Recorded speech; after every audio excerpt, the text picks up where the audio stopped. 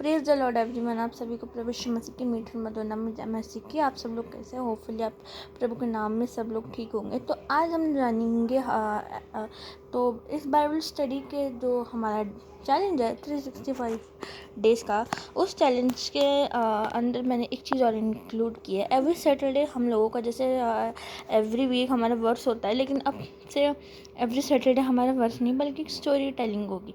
Story telling का जो आज हमारा फर्स्ट डे वो होगा एक ऐसे प्रॉफिट की स्टोरी जिनके बारे में बहुत सारे लोग जानते हैं, लेकिन वो बाइबल में the most valuable profit of God कैसे बने, हम ये जानेंगे। ये स्टोरी ना आप जैसे बच्चे हैं तो आप उनको भी सुना सकते हैं कि एक ऐसा व्यक्ति, how to be a person who loved by God, who chosen by God। तो चलिए स्टार्ट करते हैं मूसा की कहानी, यानी मूसा की कहानी। मूसा के जन्म की कहानी हम जानते हैं कि वह एक लेवी परिवार से था और किस प्रकार से वो सरकंडों में छुपाया गया अपनी माँ और बहन के द्वारा, और फिर उसको बचाया गया। फिर उनकी जो बेटी थी उन्होंने उसको पाला, उसको नाम मूसा दिया।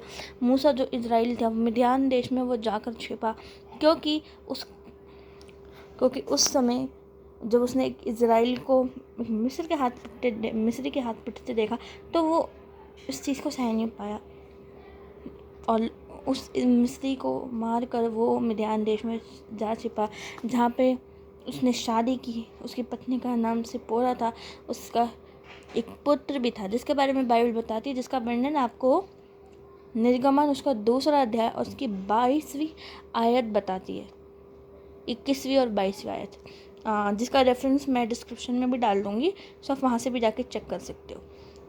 परमेश्वर ने किस प्रकार चुना। मूसा ने बोला परमेश्वर से, प्रभु मैं तो जीव का भी बद्दा हूँ। तो प्रभु ने कहा मैं तेरी सहायता करूँगा। मूसा ने प्रभु से ये पूछा कि प्रभु, जब वो लोग पूछेंगे कि किसके नाम से तो हमारी मदद करता है, सहायता करता है, तो बाइबल बताती है परमेश्वर यहोवा ने उससे ये कहा 14वें अध्याय में 3:14 निर्गमन का, मैं हूँ जो हूँ, I am who I am.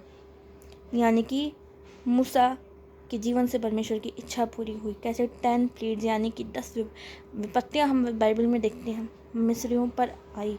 परमेश्वर ने इजराइलियों को बचाया, उनको 40 वर्ष के रास्ते से परमेश्वर कैसे लेकर आया, उनको वो देश दिखाया जिसकी वाचा उनके पूर्वजों यानी अब्राहम, इसहाक और याकूब से परमेश्वर यहोवा ने बांधी थी।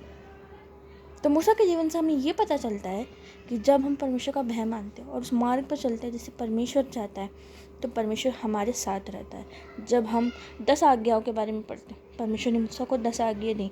इजराइली कुड़कुड़ाते रहे, हमारे पास ये नहीं है प्रभु, हमारे पास वो नहीं है, और वो मूसा को बोलते थे कि तो परमेश्वर से बोल कि वो हमारे पास ये नहीं है, ये ऐसा क्यों नहीं है। एक बार मूसा ने जाकर सिय्योन पर्वत पर वो 10 आज्ञाएं जो वेदी पर थी वो तोड़ दी थी, जो पट्टियाँ थी। फिर परमेश्वर यहोवा ने उसे दूसरी दी। अब हम बहुत जगह बाइबल में पढ़ते हैं वाचा का संदूक क्या है। वाचा का संदूक आज हम ये देखेंगे। वाचा के संदूक के बारे में बाइबल बताती है, उसमें मन्ना, मूसा की छड़ी और वो 10 आज्ञा। तो वाचा की संदूक की जो थ्योरी है वो यही है कि जब रैप्चर यानी परमेश्वर का आगमन होगा प्रभु यीशु मसीह का, तो वो वाचा का संदूक भी तभी ओपन होगा, क्योंकि आज तक वो संदूक किसी को नहीं मिला। और जब वो संदूक लोगों के सामने आएगा तो वो संदूक में जो मिस्ट्रीज हैं बाइबल बताती है, वो सारी मिस्ट्री अनरिवील हो जाएंगी, वो लोगों के सामने आ जाएंगी। होपफुली आज का वीडियो आप लोगों को अच्छा लगा हो। Like share